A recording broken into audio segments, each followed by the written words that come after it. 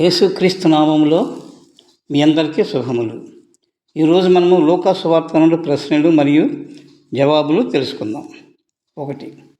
ఒకప్పుడు ధర్మశాస్త్రోపదేశకుడు లేచి యేసును ఏమి అడిగాడు?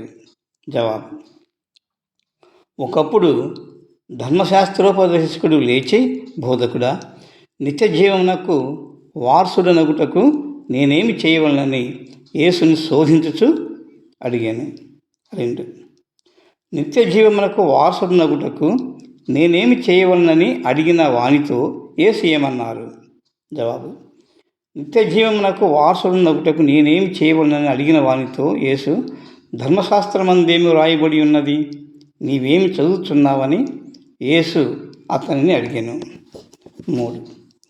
నిత్య జీవమునకు వారసుడగుటకు ధర్మశాస్త్రమందేమి వ్రాసి ఉన్నది?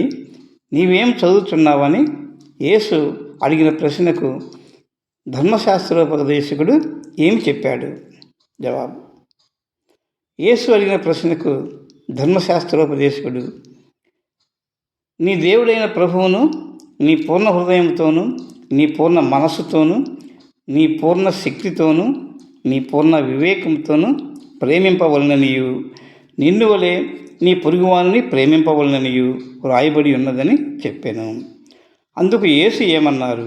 అందుకు యేసు, నీవు సరిగ్గా ఉత్తరం ఇచ్చితివి, అలాగు చేయము, అప్పుడు జీవించదవని ధర్మశాస్త్రోపదేశకునితో యేసు చెప్పాను.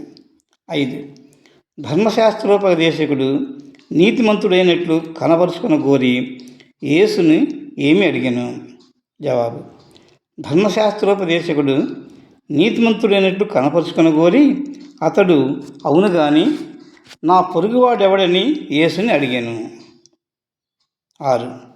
నా పొరుగువాడెవడని అడిగిన ధర్మశాస్త్రోపదేశకునికి యేసు ఏమి చెప్పాను? జవాబు: నా పొరుగువాడెవడని అడిగిన ధర్మశాస్త్రోపదేశకునికి యేసు ఒక మంచి సమరీని కథ చెప్పాను. 7. మంచి సమరీయుడి కథలో యేసు ఒక మనుషుడు ఏ ఊరి నుండి ఏ ఊరు వెళుతున్నట్లు చెప్పాడు? జవాబు: మంచి సమరీయుడి కథలో యేసు ఒక మనుషుడు యెరూషలేము నుండి యెరికో వెళుతున్నట్లు చెప్పారు. ఈ వీడియో మీకు నచ్చినట్లయితే లైక్ చేయండి, మీకు తెలిసిన వారికి షేర్ చేయండి, సబ్స్క్రైబ్ చేయండి, కామెంట్ కూడా పెట్టండి. Thank you.